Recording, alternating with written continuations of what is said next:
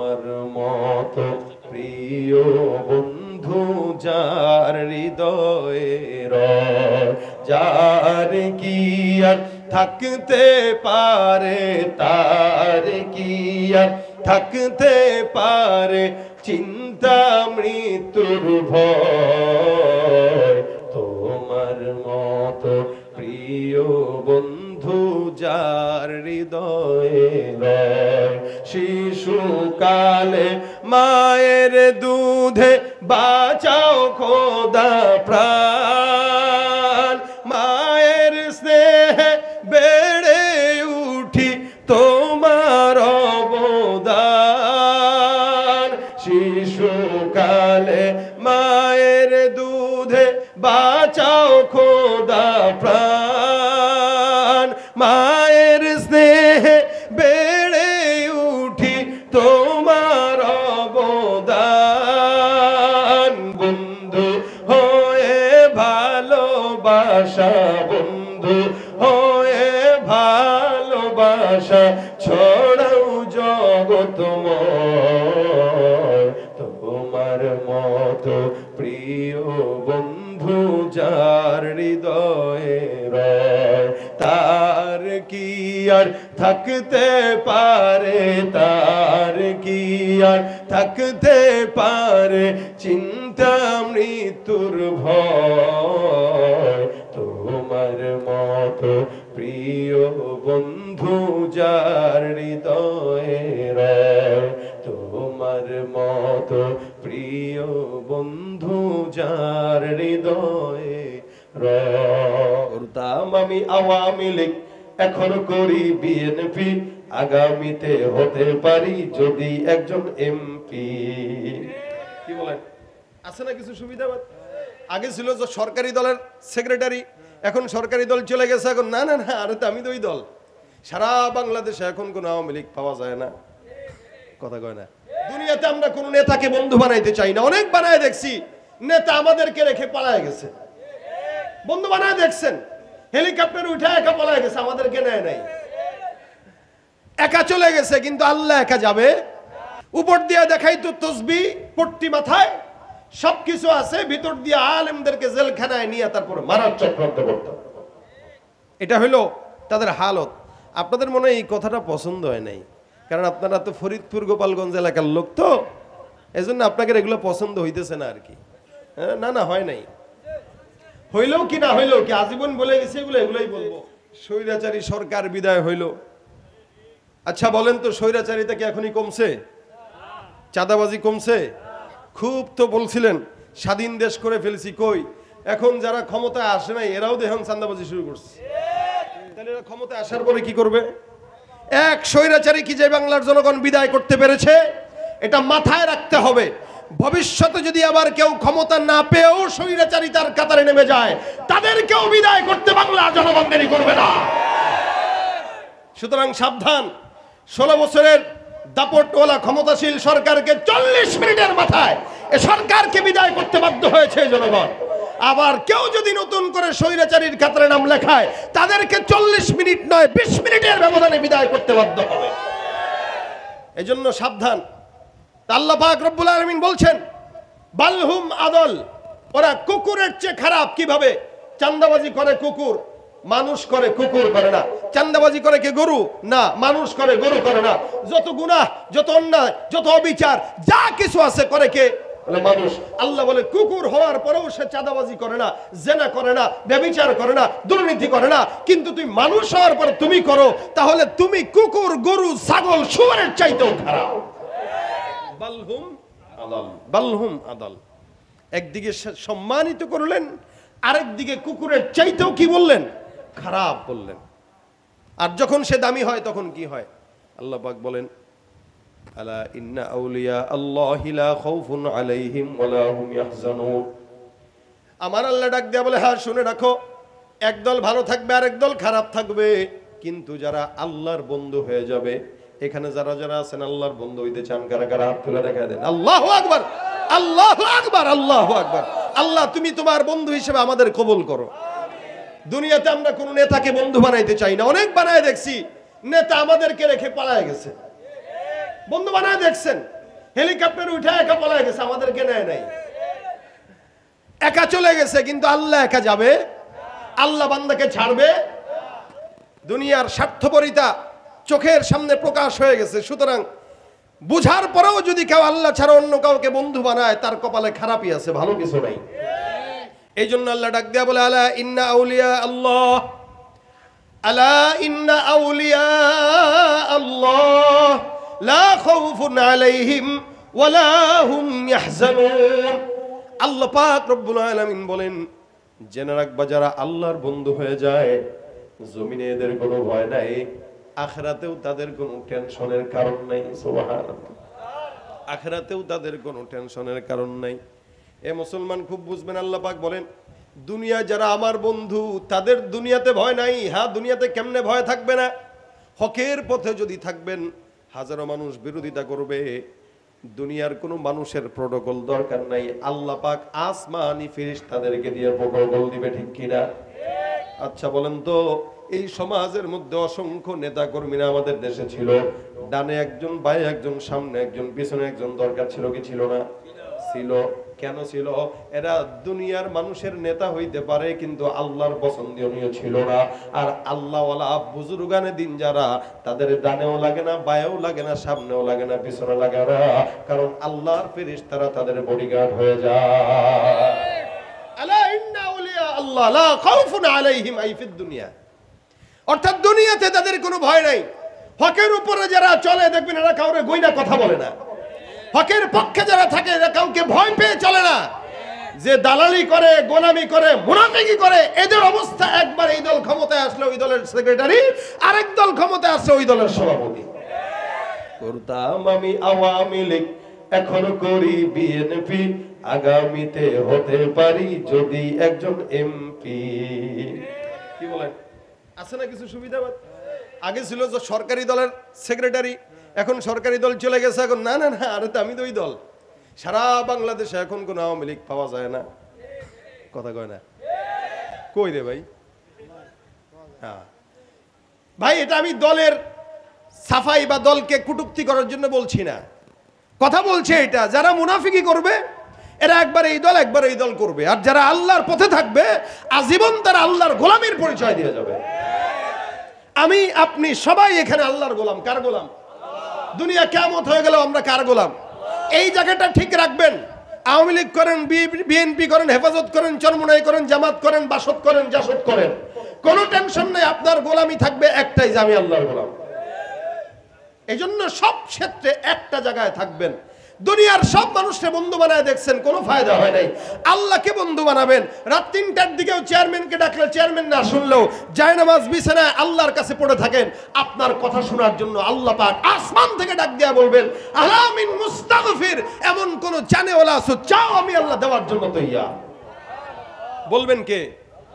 দুনিয়ার কোন চেয়ারম্যান এগুলো বলছে? এমপি বলছে? কেউ বলবে না। বলবেন কে? আল্লাহ। আর বিছানায় শুয়ে শুয়ে ঘুমায় ঘুমায় ফজরের নামাজ না পড়া কোনোদিন আল্লাহর বন্ধু হওয়া যায় না, আল্লাহর বন্ধু হওয়া যায় না। ভাইরা আমার খুব বুঝবেন, আল্লাহ পাক রব্বুল আলামিন বন্ধু হওয়ার জন্য আদেশ দেয়। বলখের বাদশা ইব্রাহিম ইবনে আদহাম রাহমাতুল্লাহ আলাইহির কথা, উনি ওনার বিছানার মধ্যে একদিন ঘুমন্ত, বিছানার মধ্যে ঘুমায় ঘুমায় হঠাৎ করে রাত্রিবেলা ছাদের থেকে আওয়াজ, কে যেন ছাদের মধ্যে ঠুক ঠুক ঠুক ঠুক আওয়াজ করে। ইব্রাহিম ইবনে আদহাম রাহমাতুল্লাহ আলাইহি ডাক দিয়া বলে, ছাদের মধ্যে কে? ছাদের মধ্যে আওয়াজ যখন আসলো, ইব্রাহিম ইবনে আদহাম জিজ্ঞাসা করলেন, ছাদের মধ্যে আওয়াজ দেয় কে?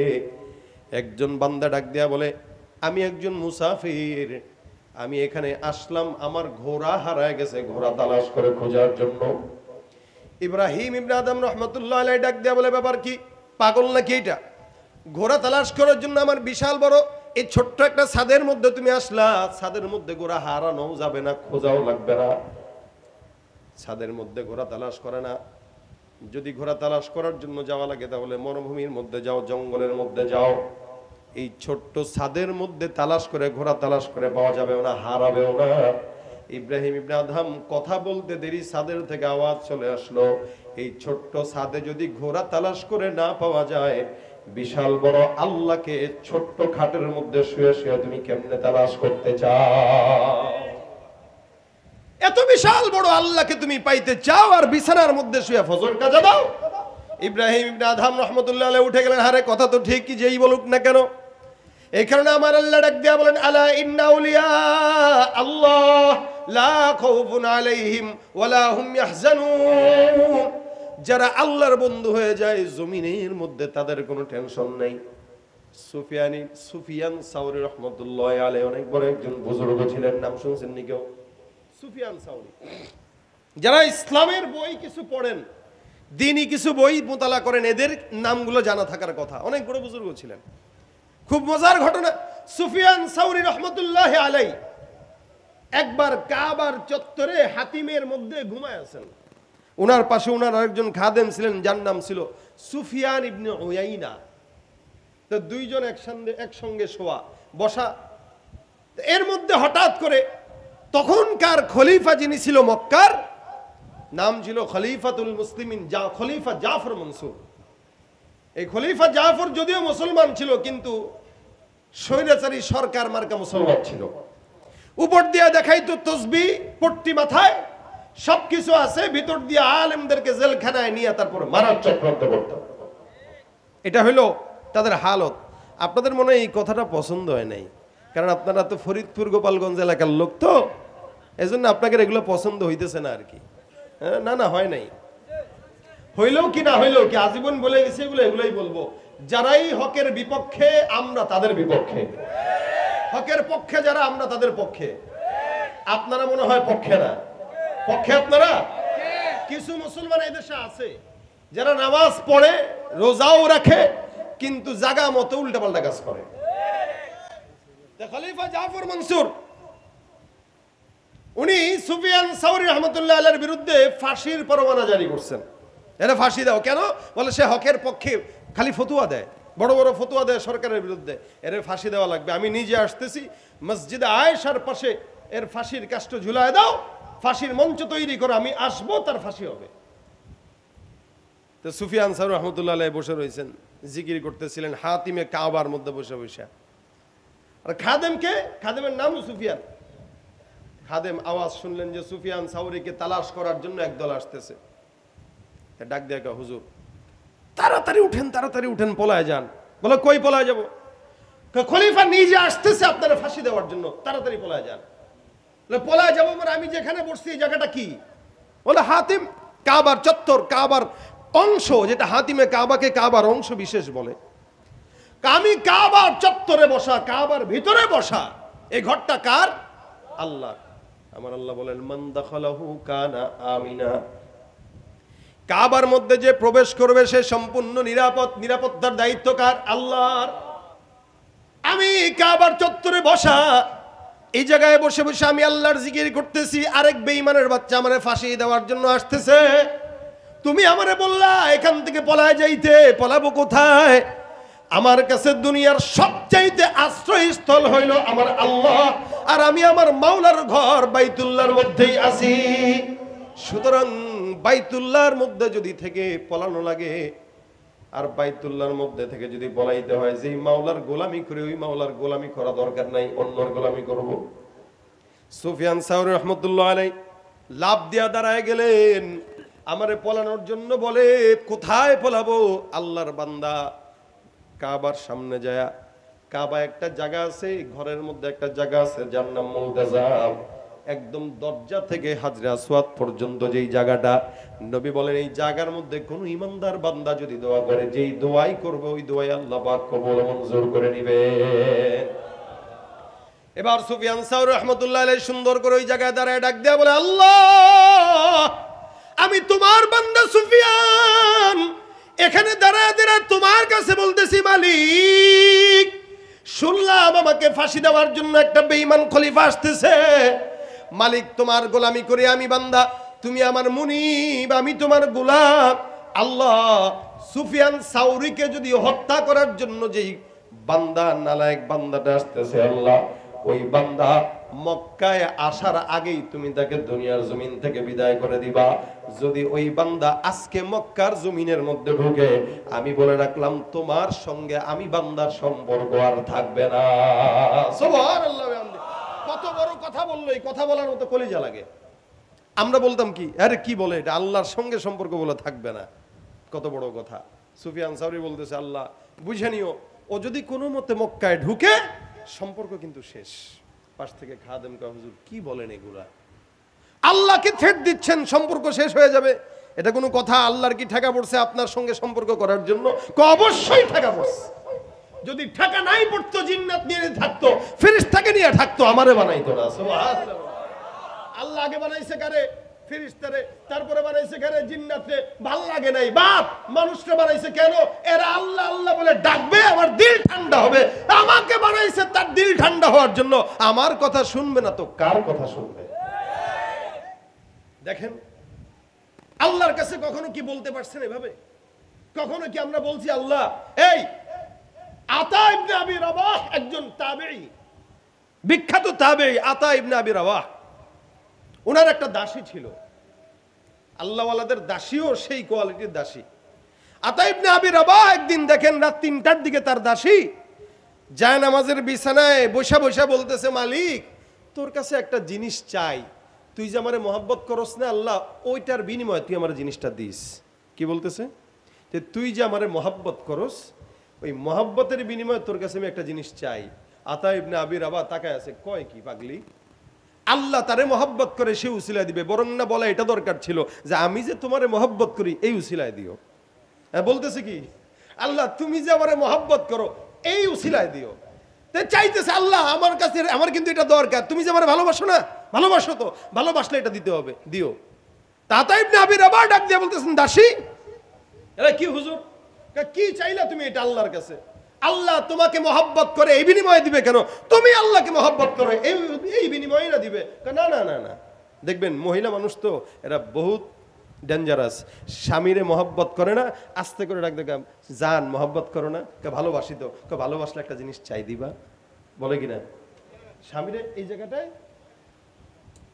এই জায়গাটা আঘাত দেয়, তুমি যে আমার এত ভালোবাসো আমি একটা জিনিস চাইলে দিবানি, আসলে এটাই তো বলা দরকার।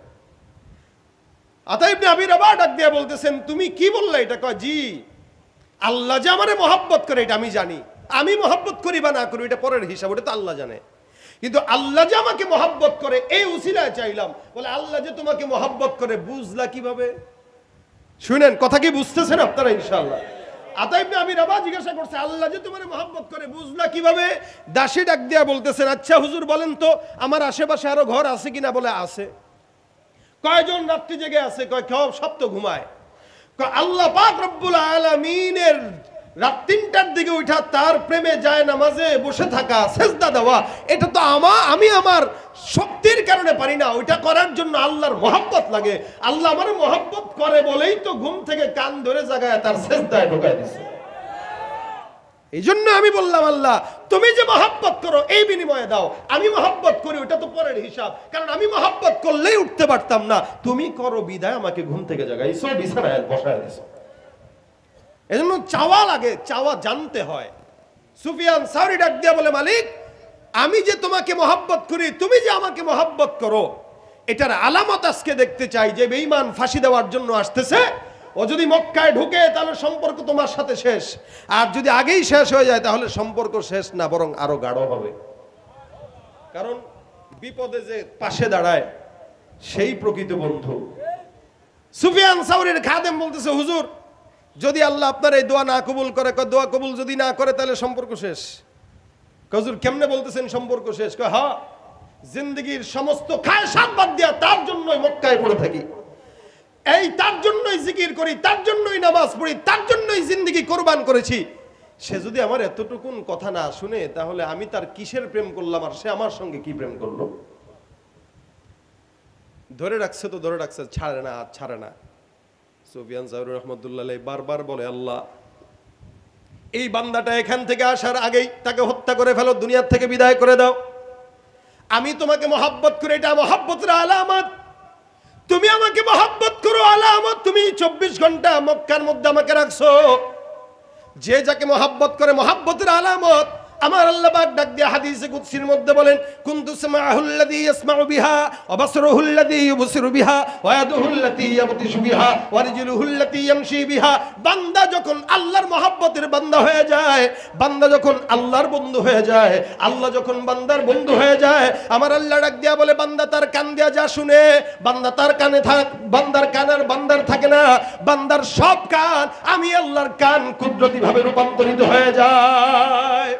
বান্দা যখন জিকির করে, বান্দার ঠোঁট বান্দার থাকে না, বান্দা যখন পাও দিয়ে হাঁটে, বান্দার পাও বান্দার থাকে না, বান্দা যখন হাত দিয়ে ধরে, বান্দার হাত তখন বান্দার থাকে না, আমি আল্লাহ কুদরতি ভাবে বান্দার ভিতরেই ঢুকে যাই। এ মুসলমান নবীর উম্মত, সুফিয়ান সাউরি রাহমাতুল্লাহ আলাইহি হাতটা দিয়ে বারবার করে আল্লাহ মুনতাজমে দাঁড়ায় দাঁড়ায় দোয়া করলাম, ওই বান্দা আসার আগে যেন বান্দা জমিন থেকে বিদায় হয়ে যায়। বান্দা বারবার আল্লাহর কাছে চায়, আল্লাহর কাছে চায়, যে বন্ধু বানায় নিয়েছে। আমার আল্লাহ ডাক দিয়া বলে, মাল্লাহুল মাওলা ফালাহুল কুল। যেই বান্দা আল্লাহর জন্য হয়, সমগ্র আসমান জমিন গ্রহ নক্ষত্র গোটা দুনিয়া ওই বান্দার জন্য হয়ে যায়। ভাইরা আমার, সুফিয়ান সাউরি রাহমাতুল্লাহ আলাইহি আল্লাহর বন্ধু হয়ে আল্লাহকে ডাকছেন। একদিন পরে এলান শুরু হয়ে গেল। সুফিয়ান সাউরি রাহমাতুল্লাহ আলাইহি মক্কার সামনে দাঁড়ায় মুলতাজমের সামনে দাঁড়ায় দোয়া করছেন।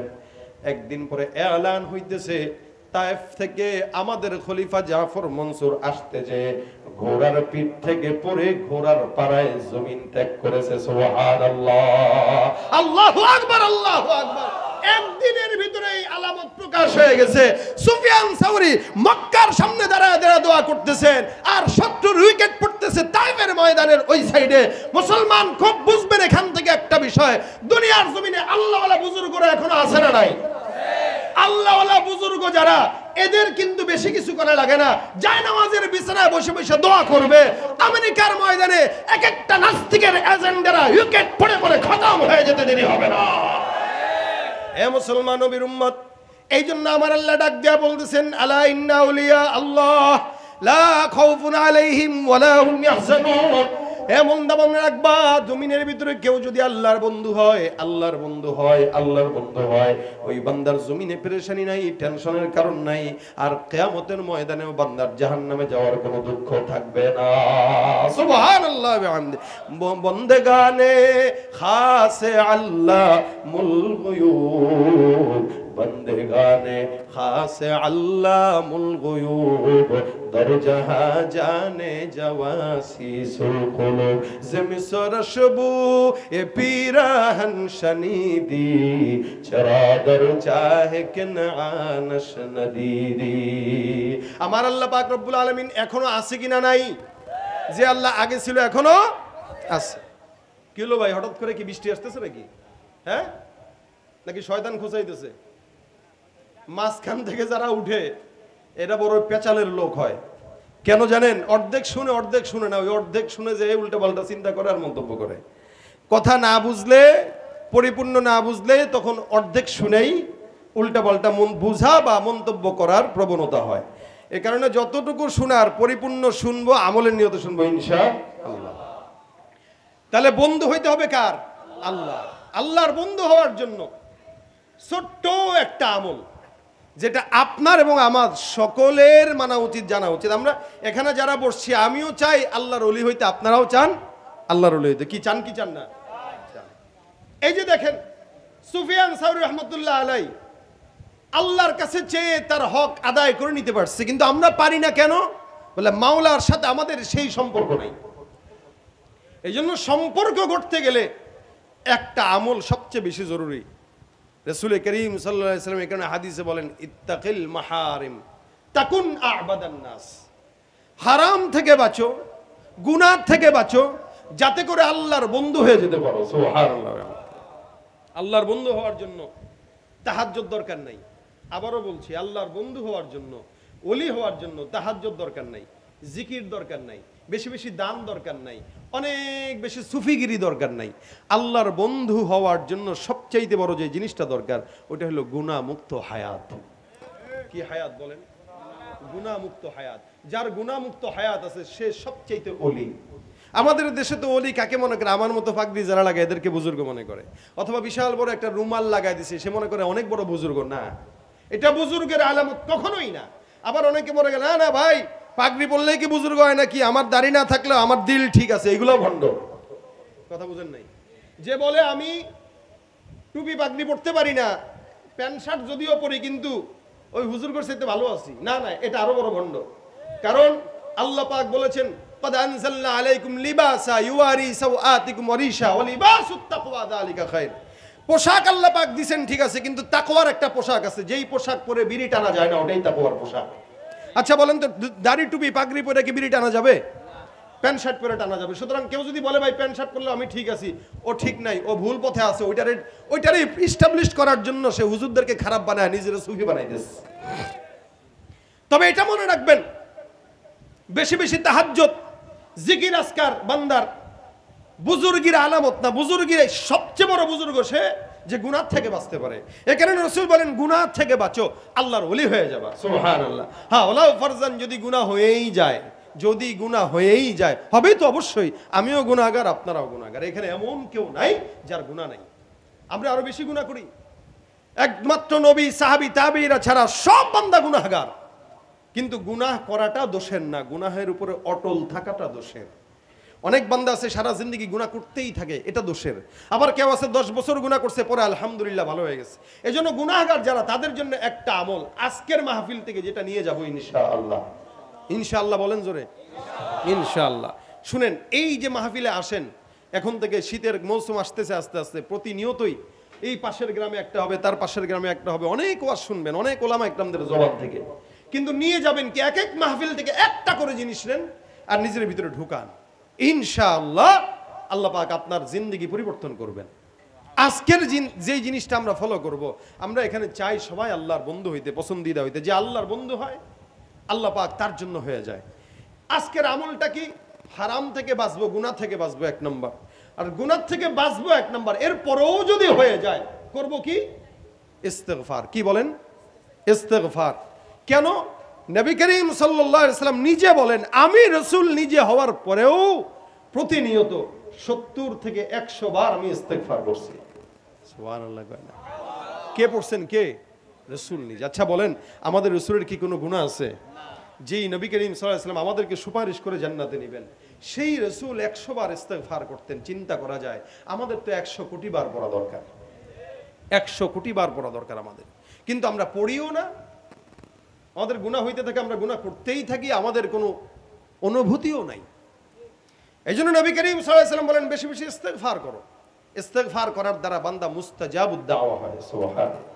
যে বেশি ইস্তেগফার করে, ইস্তেগফার কি হয়? বলে ইস্তেগফার সব বিপদ থেকে বান্দাকে হেফাজত করে, ইস্তেগফার সব গুনাহ থেকে বান্দাকে পবিত্র বানায়, ইস্তেগফার বান্দার ব্যবসায় বরকত দেয়, ইস্তেগফার বান্দাকে ব্রেন শক্তি বাড়ায় দেয়, ইস্তেগফার বান্দার রিজিকের ওয়াসাআত দান করে। ইস্তেগফার পড়বেন, আল্লাহ পাক জীবনের প্রত্যেকটা মোড়ে মোড়ে বরকত দান করে দিবে।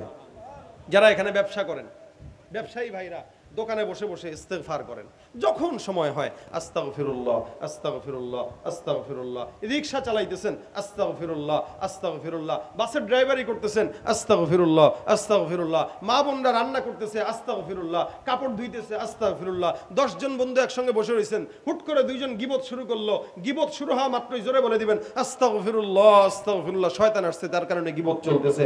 দেখবেন আপনার ইস্তেগফারের কারণে আরো 2 জন ইস্তেগফারের আমলদার হয়ে যাওয়াটা একদম সুযোগ আছে। সুতরাং যখন আপনার পাশে কেউ গুনাহ করে, গীবত করে, শিকায়াত করে, ইস্তেগফার তাকে মনে করায় দেন। যে বেশি ইস্তেগফার করবে সে তত গুনাহমুক্ত জিন্দেগি অর্জন করতে পারবে।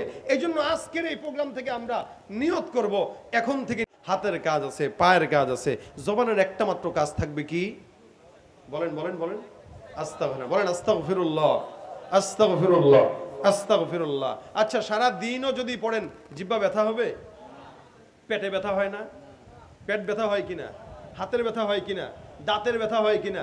নাকের ব্যথা হয়, কানে ব্যথা হয়, চোখ ব্যথা হয়, মাথা ব্যথা হয়, এরপরে পেট ব্যথা হয়, পা ব্যথা হয়, রান ব্যথা হয়, হাত ব্যথা হয়, লেকিন জিহ্বা ব্যথা কোনোদিন কি দেখছেন কেউ বলছে ভাই জিহ্বাটা ব্যথা করতেছে? আল্লাহ জিহ্বা ব্যথা দেয় নাই। কেন? বান্দা জিহ্বা দিয়া মাওলার জিকির করবে। এই কারণে আল্লাহ পাক জিহ্বাকে ব্যথা দেন নাই। সারা জিন্দেগিও যদি বলেন আস্তাগফিরুল্লাহ আস্তাগফিরুল্লাহ আস্তাগফিরুল্লাহ আস্তাগফিরুল্লাহ আস্তাগফিরুল্লাহ আস্তাগফিরুল্লাহ আস্তাগফিরুল্লাহ, জিহ্বা ব্যথা হবে না। কেন? এই জিহ্বাটা দিছেই আল্লাহ ইস্তিগফার করার জন্য। এই জন্য আজকে থেকে নিয়ত করেন, বাসায় বিবিকে বলবেন, অভাব যাদের আছে অভাবগ্রস্ত বান্দারা পড়বেন, ইনশাআল্লাহ ইস্তিগফারের বরকতে রিজিকের ওসাআত হবে। গুনাহ তো প্রতিনিয়ত আমাদের হয়, প্রতিনিয়ত আমাদের গুনাহ হয়ে যায়। আমরা মন্তব্য মানুষের উপরে মানুষের হিংসাত্মকভাবে গীবত শেখায়াত করি, হিংসাত্মকভাবে পরনিন্দা করি, গীবত গাই। এই যে গুনাহগুলো প্রতিনিয়ত হয়, যখনই মনে হবে ইস্তিগফার করেন, আপনার এই গোপন গুনাহগুলো ইস্তিগফার ধুয়ে মুছে সাফ করে দেবে ইনশাআল্লাহ। এজন্য আমি নিজে চেষ্টা করব ইনশাআল্লাহ, যখন সুযোগ হয় অথবা প্রত্যেক দিন একটা সময় নির্দিষ্ট রাখবেন যে ওই সময়টা চোখ বন্ধ করে মিনিমাম 100 বার ইস্তিগফার করব, প্রতিদিন 100 বার। রাসূল যেহেতু পড়ছেন আমিও পড়ব। যদি পড়তে পারেন রাত্রেবেলা ঘুমের আগে ইস্তিগফারের আমল করে যদি ঘুমাইতে পারেন, আর ওই রাতে যদি মরণ হয় ইনশাআল্লাহ তওবার মরণ নসিব হয়ে যাবে। আমরা সবাই চাই তো তওবার মরণ, চাই ঠিকই। আচ্ছা বলেন তো, ইস্তিগফারের আমলটা পড়লে কি কষ্ট হবে? গুনাহ হবে? টাকা খরচ হবে? কিচ্ছু হবে না। কিন্তু ফায়দা কি হবে? আল্লাহর ওলি হয়ে যাবেন, তওবার হায়াত নসিব হয়ে যাবে এবং তওবার মরণ নসিব হয়ে যাবে। এজন্য আজকে থেকে, এখন থেকে আমি সহ আপনারা প্রত্যেকেই নিয়ত করেন, যখন সময় হয়, হাতের কাজের ফাঁকে ফাঁকে, পায়ের কাজের ফাঁকে ফাঁকে, ব্যস্ততার ফাঁকে ফাঁকে, যখনই সময় হয় আস্তাগফিরুল্লাহ পড়েন একটু, আস্তাগফিরুল্লাহ আস্তাগফিরুল্লাহ আস্তাগফিরুল্লাহ। এই যে ঢাকার থেকে এসে আপনাদেরকে দুইটা কথা বললাম, আবার চলে যাব। ভাই আমার ফায়দা কি আর মাদ্রাসাওয়ালাদের ফায়দা কি? মাদ্রাসাওয়ালাদের ফায়দা হলো এই একটা কথা যদি কেউ আমল করে তাহলে এই মাদ্রাসার কামিয়াব, যারা কষ্ট করে আপনারা টাকা পয়সা দিয়েছেন, এই আঞ্জামটা করেছেন, তাদের প্রত্যেকের আমল নামে আজকের সওয়াব চলে যাবে। আপনি যদি আমলটা করেন অথবা আপনি যদি অন্য কাউকে উদ্বুদ্ধ করেন, তাহলে এই আমলটা আপনার আমল নামাতেও জমা হবে, যে আপনার কারণে আরেকজন ইস্তিগফারের আমলদার হয়ে গেছে।